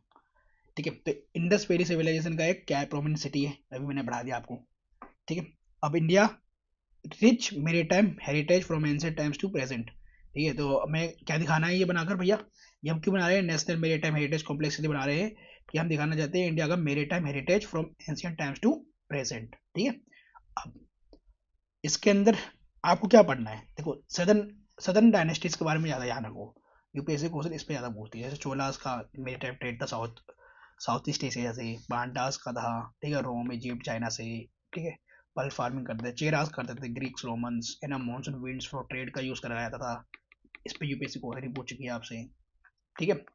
अदर साइड्स इन न्यूज़ में जो मैं इंपॉर्टेंट है वो मैं हाईलाइट करके आपको दे रहा हूँ। ठीक है। पढ़ा इसलिए नहीं रहा, देखो प्योरली स्टेटिक है, आप इसे नितिन सिंघानिया से पढ़ोगे।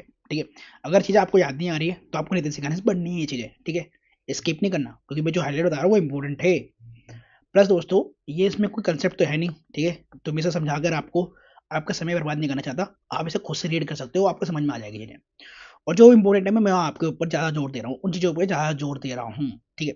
जैसे कि अब इसके अंदर देखें तो श्रीकाकुलम, ठीक है, अब ये न्यूज में क्यों है, several historians, academics, writers, heritage enthusiasts have been working diligently to restore the prominence of Srikakulam forgotten history।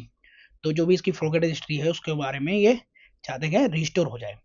ठीक है। इसका फॉर्मल नेम था क्या, चिकाकुले। ठीक है। जो इसे ब्रिटिश नाम देते हैं, मतलब ब्रिटिश ने चिकाकुले इसका नाम दिया था, क्योंकि उनसे श्रीकाकुलम बोला नहीं जाता था, तो उन्होंने चिकाकुले इसका नाम रख दिया।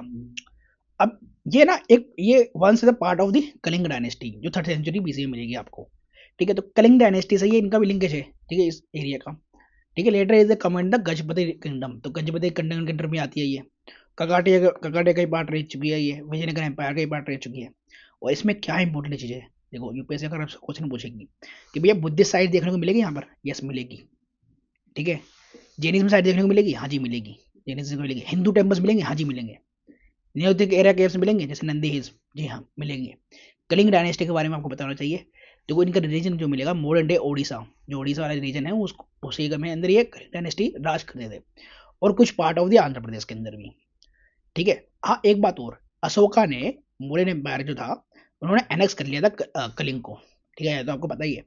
और जब एनेक्स किया था तो जो ब्रूटल किलिंग्स हुई थी, जिसकी वजह से अशोका ने जो अपना रिलीजन है ना वो बुद्धिज्म में कन्वर्ट कर लिया था।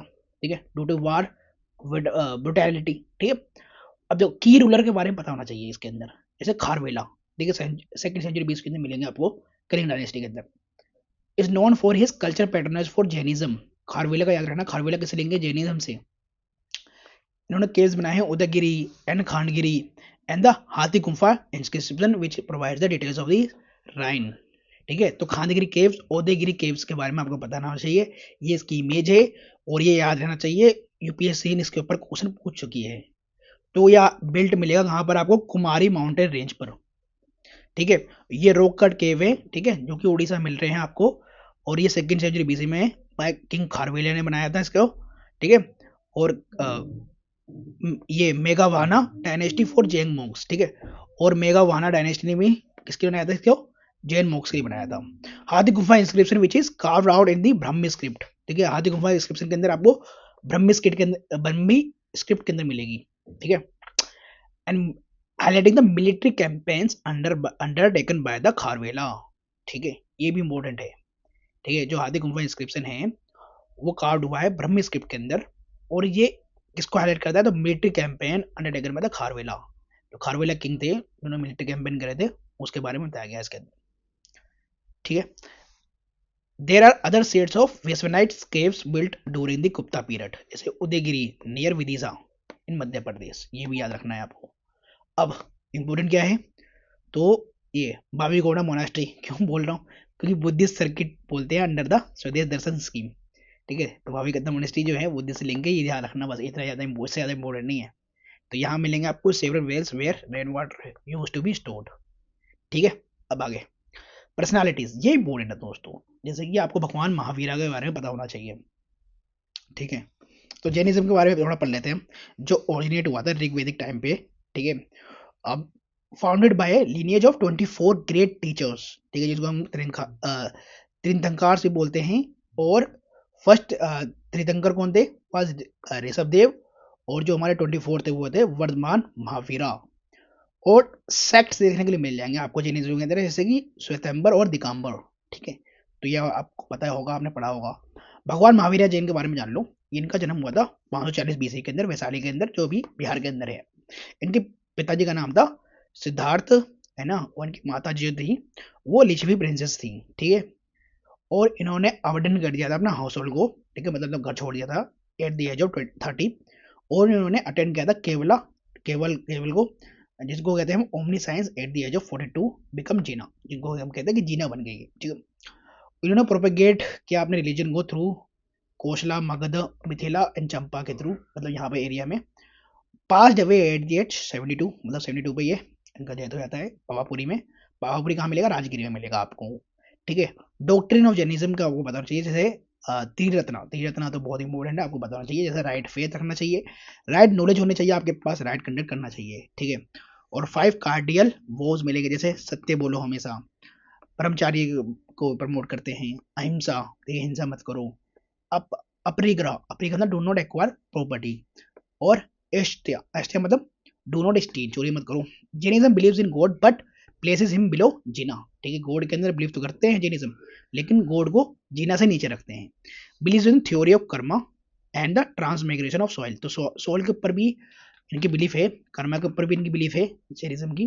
Believes in the even the most inanimate objects have a Saul. ठीक है, तो उन्होंने बोला भैया हर वस्तु के पास क्या है, हर ऑब्जेक्ट के पास क्या है? साउल है, आत्मा है। ठीक है, फेमस काउंसिल भी आपको ये पता होना चाहिए, 300 बीसी में पाटलिपुत्र में हुई थी फर्स्ट। ठीक है, किस प्रेजेंट कौन था? स्थलभद्र था। और 512 एडी में हुआ था वल्लभी लोकेशन थी। और प्रेजेंट कौन था यहाँ पर? तो यहाँ पर थे देव रिद्धि घनी। ठीक है, चलो दोस्तों देखो, जो इम्पोर्टेंट है ना एग्जाम के लिए फेमस पर्सनालिटी, वो मैं पढ़ा रहा हूँ। बाकी सब मैंने आपको हाईलाइट करके ये पीडीएफ जो है अवेलेबल करा रहा हूँ टेलीग्राम पे चैनल पर, तो टेलीग्राम से ये पीडीएफ एक बार पढ़ लेना। ठीक है, तो हम स्वामी दयानंद सरस्वती जी के बारे में पढ़ रहे हैं। अब इनके बारे में आप मॉडर्न हिस्ट्री भी पढ़ते हो। ठीक है, अब जो स्वामी दयानंद सरस्वती के बारे में आपको जो पढ़ना है ना, जैसे कि इसको आपको पता होना चाहिए, सोशल रिफॉर्मर थे। ठीक है, और इनका जन्म हुआ था मोरवी, नहीं है, कठेवर डिस्ट्रिक्ट ऑफ गुजरात। ठीक है, इनका ओरिजिनल नेम था मुल्ला संग्रह। ठीक है, और इन्होंने कौन कौन सी बुक लिखी थी? तो सत्य प्रकाश लिखी थी इन हिंदी में, और इन्होंने वेद भाषा भी लिखा था, commentary the in Sanskrit on the Yajurveda के ऊपर। ठीक है, दयानंद जी की फिलोसफी क्या थी? तो वैदिक आइडियोलॉजी को ये प्रमोट करते थे, और ये बोलते थे डिनाउंस करना आइडोलेट्री को एंड रिचुअलिस्टिक वर्शिप को। ठीक है, बिलीव करते थे कि भैया जो वेदास है ना वो इनफेलिबल अथॉरिटी है। ठीक है, मतलब इनफेलिबल मतलब कोई गलती हो ही नहीं सकती वेदास के अंदर। ठीक है, कोई गलती ही नहीं है वेदास के अंदर। ठीक है, इनफेलिबल का मतलब ये होता है। इनकी जो बुक थी ना सत्य प्रकाश, ये एम्फेसाइज करती है रिटर्न टू द वैदिक प्रिंसिपल, ये वैदिक प्रिंसिपल की ओर चलो। ठीक है, और उन्होंने स्लोगन भी दिया था, गो बैक टू वेदास। ठीक है, और ये एडवोकेशन कैसे करते हैं धर्म का? तो ये कहते हैं free from any partiality as an embodiment of truthfulness.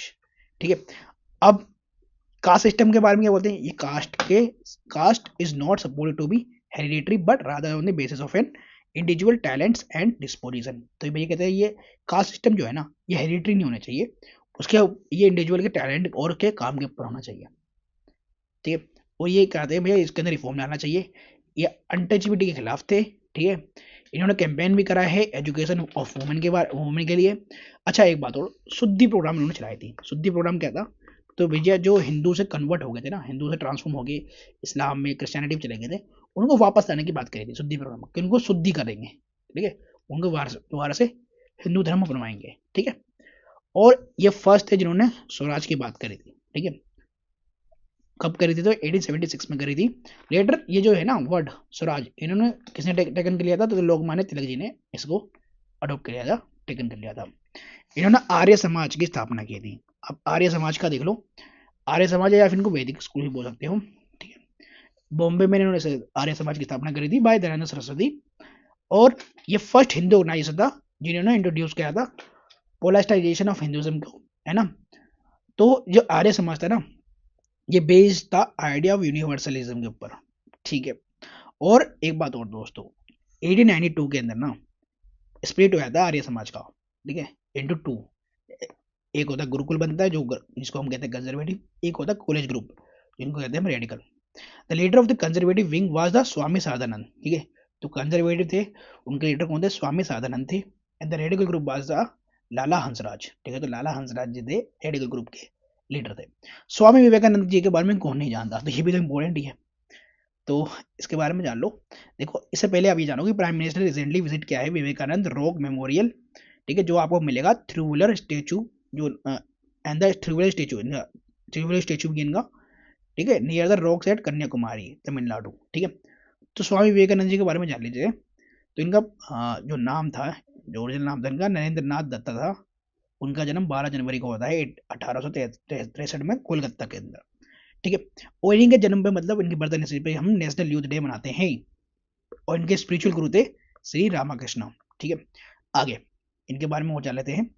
अब देखो इनकी कंट्रीब्यूशन और लेगेसी के बारे में कुछ ना सकते हैं, तो इनको बताना चाहिए। वेदांत फिलोसफी के प्रीच करते हैं, वेदांत फिलोसफी को, ठीक है। इन और इनकॉर्पोरेट करते हैं एडवांस सिस्टम को और दैविता सिस्टम को भी, ठीक है। एक बात और दोस्तों, आपको पता होगा ना कि world parliament of religion at Chicago पे ये स्पीच देते हैं एक, ठीक है। और ये बोलते क्या है वहां पर? Held as an orator by divine right, a messenger of Indian wisdom to the western world. इनको बोला जाता है ये एक मैसेंजर है इंडियन विजडम का टू द वेस्टर्न वर्ल्ड। और ये एस्टेब्लिश करते हैं किसको? रामकृष्ण मिशन को। ये भी पता होना चाहिए आपको, ठीक है। मॉडर्न हिस्ट्री में आप पढ़ते हुए, ठीक है, आप एक एक तरीके से रिवाइज हो रहा है आपका, है ना। और ये प्रमोट करते हैं साइंटिफिक टेम्परामेंट को। इन 1893 ही मेट जमशेदजी टाटा, तो जमशेदजी टाटा से भी मिलते हैं ये और उनको इंस्पायर करते हैं कि आप एस्टेब्लिश करो इंडियन इंस्टीट्यूट ऑफ साइंस को, ठीक है, which was founded in Bangalore in 1909। और श्री रतन जी नवल टाटा जी के बारे में आप जानते ही हो, ठीक है। अब न्यूज़ में क्यों है ये भी आपको पता ही होगा, ठीक है। तो इनके ग्रुप में जानना लो भी, इन्होंने टाटा नैनो को लॉन्च किया था, ठीक है। अब अवार्ड्स के बारे में पढ़ते हैं, ऐसे भारत रत्न, ठीक है। तो भारत रत्न के बारे में पता होगा कि अभी आप रिसेंटली मिला है पीवी नरसिम्हा राव, चौधरी चरण सिंह, एम एस स्वामीनाथन को, ठीक है। भारत रत्न होता क्या है? तो प्रेसिडेंट देते हैं, ठीक है, इंडिविजुअल को उनके outstanding service across any field, किसी फील्ड में उनका आउटस्टैंडिंग सर्विस को देखकर उनको भारत रत्न मिलता है। और भारत रत्न ऐसे नहीं मिलेगा, प्राइम मिनिस्टर रिकमेंड करेंगे प्रेसिडेंट को तभी मिलता है, ठीक है। अब इसके अंदर क्या क्या मिलेगा? सनद मिलेगा जिसको हम सर्टिफिकेट कहते हैं। और इसके अंदर कोई मॉनेटरी ग्रांट नहीं होता, ये चीज़ का ध्यान रखना, कोई मॉनेटरी ग्रांट नहीं होता। और ये स्टेब्लिश कैसे हुआ, मतलब भारत रत्न कैसे मिलने लगा? तो ये ना फर्स्ट डॉक्टर राजेंद्र प्रसाद ने इसको स्टेब्लिश किया था, ठीक है, 1954 में। अब ये रेगुलेशंस के बारे में जान लो, जैसे कि हमारे आर्टिकल 18 क्लॉज 1 के अंदर बोला गया है कि ये प्रोहिबिट करता है अवार्ड्स को from using Bharat Ratna as a title, prefix और सफिक्स ऑफ देयर नेम। ये तो आपको पता ही होगा, मैं आपको पॉलिटी में पढ़ाया मैंने आपको फंडामेंटल राइट चैप्टर में, ठीक है। अब एक बात और दोस्तों, इनिशियल अवार्ड्स के बारे में जान लो। जैसे डी सर्वपल्ली राधाकृष्णन जी को मिला हुआ है कि हमारे फॉरवर प्रेसिडेंट रह चुके हैं इंडिया के। डॉक्टर सी वी रमन को मिला हुआ है, ठीक है, और रमन इफेक्ट याद है। चक्रवर्ती राजा गोपालचारी जी को भी मिला हुआ है भारत रत्न, ठीक है। और it is also open to non Indians को भी मिल सकता है, जैसे कि हमें मिला है, जैसे कि मदर टेरेसा को मिला है, खान अब्दुल गफार खान को भी मिला है, नेल्सन मंडेला को भी मिला है, ठीक है। अब एक बात और दोस्तों, इनिशियली जो है ना ये बहुत मछली नहीं मिलता था, बहुत मछली मतलब जो मर गए, मतलब डेड हो चुके हैं, ठीक है, उनको नहीं मिलता था। अभी मिलने लगा है, ठीक है। अभी चेंज हुआ है, तो 1966 में चेंज हुआ था। तो youngest recipient and first sports person किसको मिला है भैया? सचिन तेंदुलकर जी को भी भारत रत्न मिल चुका है 2014 में। मैक्सिमम जो है एक साल में 3 मिलता था, ठीक है, हर साल मिलता है 3 मिलता है, लेकिन ये एक्सेप्शन हुआ है ड्यूरिंग अकरिंग इन 2024, ठीक है। कितने जनों को मिला है? तो 5 लोगों को मिला 2024 में। ऐसे 1999 में मिला था 4 इंडिविजुअल्स को, ठीक है। चलो अब ये किस डिजाइन का होता है ये पढ़ लेना। देवनागरी स्क्रिप्ट के अंदर लिखा होता है पीपल लिव होती है इसके अंदर, ठीक है। और इसके रिवर साइड पे आपको सत्यमेव जयते लिखा हुआ मिलेगा, ठीक है। चलो नोबेल प्राइज के बारे में पता होगा आपको, खैर नोबेल प्राइज में आपको इकोनॉमिक में ही पढ़ाऊंगा, जो इकोनॉमिक लिटरेचर में मिलता है। तो एक इंटरनेशनल अवार्ड है, ठीक है, जो एक नोबेल फाउंडेशन इन स्टॉकहोम स्वीडन के द्वारा मिलता है, ठीक है। Last wheel of the Alfred Nobel 1895, 5 categories में मिलता है, physics, chemistry, economics, literature, medicine, philosophy, physiology और पीस, ठीक है। ये तो आपको बताना। और कौन कौन देगा ये पढ़ लेना। विनर्स रिसीव, ठीक है, तो उनको क्या क्या मिलेगा? एक डिप्लोमा मिलेगा, एक नोबेल मेडल मिलेगा, कैश प्राइज भी मिलेगा इसके अंदर, ध्यान रखना इसके अंदर कैश प्राइज भी मिलता है। 2024 के विनर्स कौन है लिटरेचर के अंदर? तो साउथ कोरियन ऑथर है हैंग कांग पीस में किसको मिला? तो जापानीज ऑर्गेनाइजेशन को मिला है निहोन एदन कयोगो। ये इंपॉर्टेंट है, याद कर लेना, ठीक है। पद्म अवार्ड्स के बारे में आप पॉलिटी में पढ़ते हो, मैं तो ये बोल रहा हूँ आप पॉलिटी से पढ़ना है इसको याद अच्छे से, ठीक है। तो इसके अंदर भी कोई अमाउंट नहीं मिलता, ठीक है। अब गैलेंट्री अवार्ड्स के बारे में पढ़ लेते हैं। तो ऑर्डर ऑफ प्रेसिडेंस अवार्ड से पढ़ लो, जैसे परमवीर चक्र पहले मिलेगा, मतलब जो ज़्यादा अच्छा काम करेगा, ठीक है, इस तरीके से समझो। फिर अशोक चक्र मिलेगा, महावीर चक्र मिलेगा, कीर्ति चक्र मिलेगा, वीर चक्र मिलेगा, फिर शौर्य चक्र मिलेगा, ठीक है। अब नेशनल फिल्म अवार्ड्स के अंदर आपको क्या पढ़ना है? तो ये स्टैब्लिश हुआ 1954 में, और इसके अंदर 2 प्रेसिडेंट गोल्ड मेडल्स मिलते हैं, 2 साढ़े वीर मेरिट मिलते हैं, और 12 सिल्वर मेडल्स बोलते हैं रीजनल फिल्म्स को, ठीक है। चलो, यूनेस्को प्रिक्स वर्साइल्स अवार्ड, तो ये है इसमें देखो न्यूज़ में क्या है, Smriti Van earthquake memorial museum, India largest memorial and museum, was shortlisted for the UNESCO prix Versailles award, ठीक है, ये शॉर्टलिस्ट हो गया और द प्रिक्स वर्साइल्स अवार्ड के लिए यूनेस्को के, ठीक है। दादा साहब फाल्के अवार्ड अभी मिथुन जी को मिला है, ठीक है, मिथुन चक्रवर्ती को मिला है। दादा साहब फाल्के अवार्ड किसको मिलता है आपको पता है, इंडिया हाईएस्ट अवार्ड है in the field of the cinema, ठीक है। किसके द्वारा मिलता है? तो डायरेक्टर ऑफ फिल्म फेस्टिवल, ठीक है। और दादा साहब फाल्के को क्या बोलते हैं? फादर ऑफ इंडियन सिनेमा बोलते हैं। तो इसमें रेसिपेंट को मिलता है गोल्डन लोटस मिलता है, ठीक है, स्वर्ण कमल भी कहते हैं इसे, और कैश प्राइज मिलता है 10 लाख का, इसका ध्यान रखना। किन को मिल चुका है? अमिताभ बच्चन, रजनीकांत, वहीदा रहमान, सत्यजीत राय, इन सबको मिल चुका है, ठीक है। ट्राइब्स इन न्यूज, ये है ना आपको खुद से पढ़ना है, क्यों? सब कुछ क्या है? फैक्चुअल है, ठीक है, सब कुछ फैक्चुअल है, ये आपको खुद से पढ़ना चाहिए, ठीक है। मैं पढ़ाऊंगा, ज़्यादा समय बर्बाद होगा, ठीक है, आप खुद से पढ़ो, और जो चीज़ हाईलाइट है इसके अंदर सिर्फ वो पढ़ लेना, मैं आपको हाईलाइट करके ये वीडियो प्रोवाइड कर दूंगा। और इसके आगे हम सेकंड वीडियो के अंदर कवर करेंगे, ठीक है। हमने ये 45 पेज तक कंप्लीट कर दिया है, 45 पेज तक, कितना बच गया? तो 77 या 75 पेज तक का है ये, इसमें कि हमने 45 पेज तक कंप्लीट कर दिया है। नेक्स्ट वीडियो में हम इसका जो रेस्ट पार्ट है उसे कंप्लीट कर देंगे, ठीक है। और दोस्तों देखो, हमने ना बाकी सारे सब्जेक्ट की भी ना पेटी कंप्लीट करिए, तो वो सब भी देख लेना आप, ठीक है। मिलते हैं नेक्स्ट वीडियो के अंदर, अभी के लिए इतना ही, बाय।